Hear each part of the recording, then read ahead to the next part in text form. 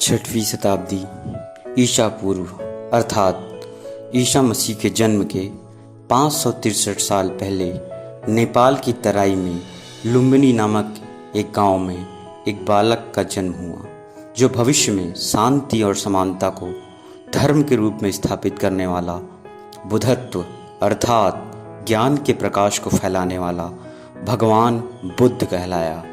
जन्म के कुछ दिनों के भीतर ही माता महामाया देवी का देहांत हो गया। पिता शाक्य वंश के शासक थे। बालक के देखरेख के लिए बौद्ध भगवान बुद्ध के पिताजी शुद्धोधन ने बालक की मौसी प्रजापति गौतमी से विवाह कर लिया। जब सिद्धार्थ की कुंडली ज्योतिष को दिखाई गई तो ज्योतिषाचार्य ने बालक के भविष्य की ओर संकेत करते हुए दो भिन्न संभावनाओं की ओर इशारा करते हुए यह कहा कि बालक या तो महान शासक बनेगा या महान तपस्वी या सन्यासी।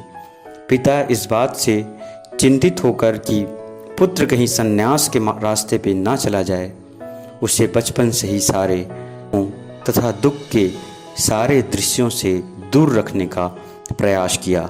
परंतु वो कहते हैं ना कि मनुष्य जिन चीज़ों से दूर रहने का प्रयास करता है, प्रकृति उसे प्रतिक्रिया में कई बार वहीं लाकर खड़ा कर देती है।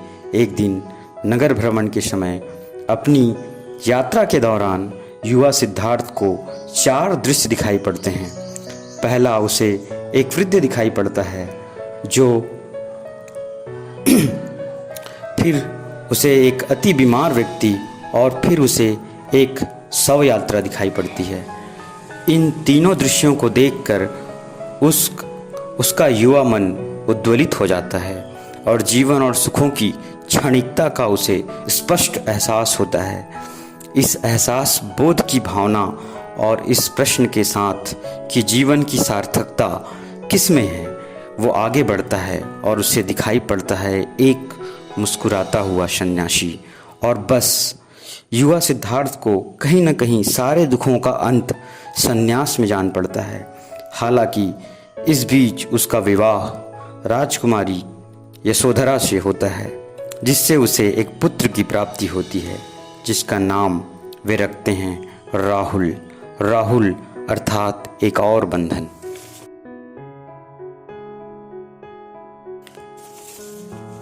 एक दिन युवा सिद्धार्थ का सन्यासी रात के अंधेरे में प्रबलता से जाग उठता है और सिद्धार्थ पत्नी और बच्चों को सर्वस्व राजपाट के साथ छोड़कर निकल पड़ता है, ज्ञान के प्रकाश की तलाश में, भगवान की तलाश में। सबसे पहले वो प्रचलित यज्ञों और कर्मकांडों में, जो वर्तमान हिंदू धर्म में प्रचलित थे, शांति ढूंढने का प्रयास करता है, पर उन्हें यह निरर्थक मालूम पड़ता है। फिर वह आगे ऐसे गुरुओं से मिलता है जो उन्हें योग और प्राणायाम से मन को नियंत्रित करने की शिक्षा देते हैं। फिर भी बुद्ध को उस अंतिम प्रश्न का जवाब नहीं मिल पाता, तो वो अपने 5 ब्राह्मण साथियों के साथ घोर प्रबल तपस्या में बिना खाए पिए साधना करने लगते हैं। एक दिन कठोर साधना के प्रभाव से बुद्ध इतने कमज़ोर पड़ जाते हैं कि बेहोश हो जाते हैं। उन्हें एक कन्या भोजन कराती है और भगवान बुद्ध यहीं से मध्यम मार्गी बनकर, अर्थात ना तो अधिक भोग और ना ही अधिक कठोर तपस्या का मार्ग अपनाते हुए मध्यम मार्गी बनते हैं और अपनी साधना जारी रखते हैं। इस बीच सिद्धार्थ को पथ भ्रष्ट हुआ मानकर उनके साथी छोड़ देते हैं।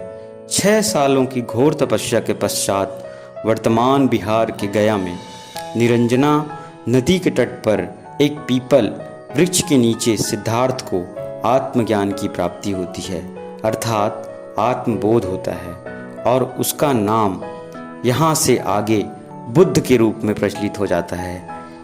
अपने इस ज्ञान का प्रचार करते हुए उनका पहला उपदेश वाराणसी के वर्तमान उत्तर प्रदेश के वाराणसी के सारनाथ में वही 5 ब्राह्मण उनके पहले शिष्य बनते हैं। धीरे धीरे यही भिक्षुओं का समुदाय अर्थात शिष्यों का समूह बौद्ध संघ कहलाता है।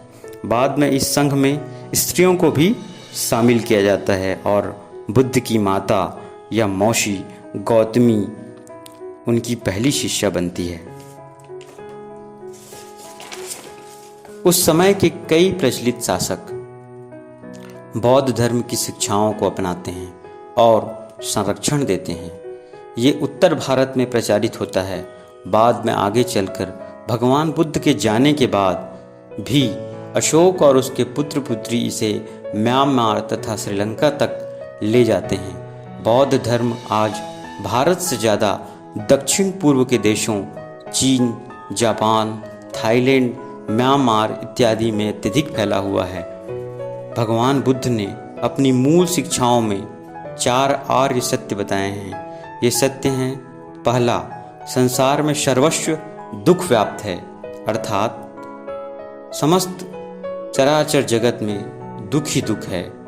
दूसरा सत्य, ये दुख केवल एक नहीं अपितु समूह में है, अर्थात दुखों का एक समूह है।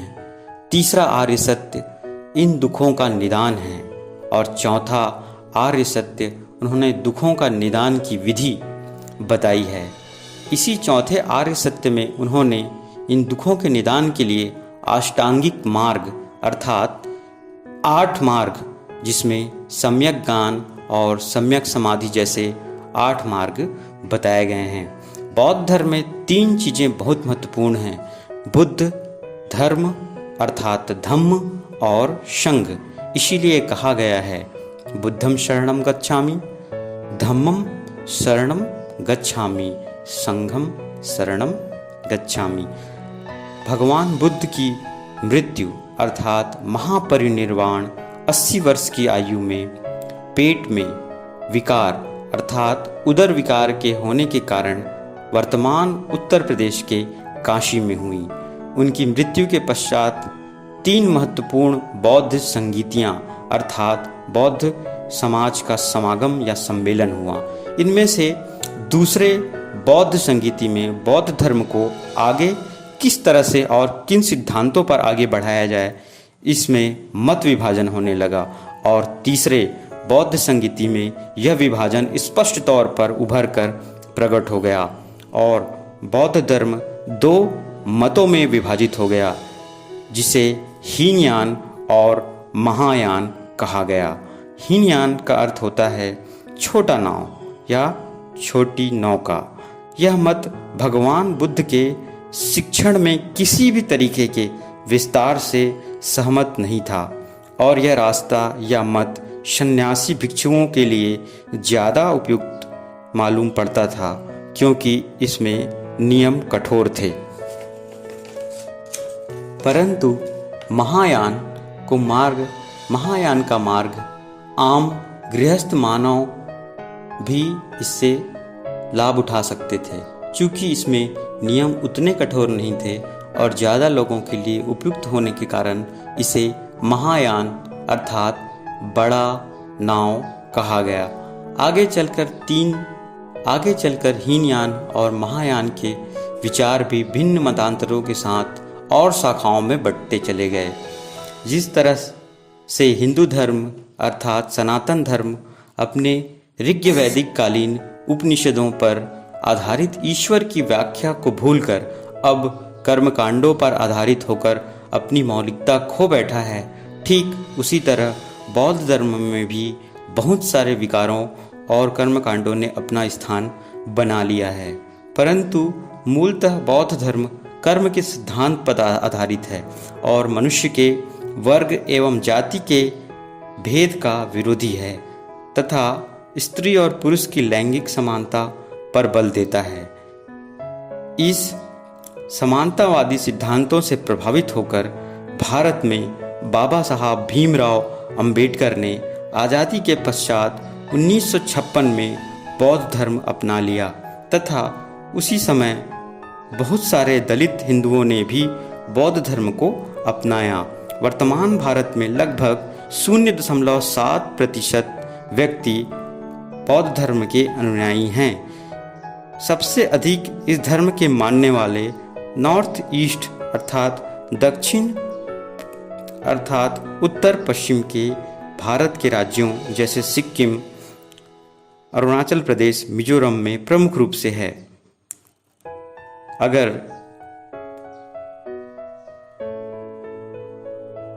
परिवर्तित बौद्धों की बात करें तो सबसे ज़्यादा यह प्रतिशत महाराष्ट्र में है।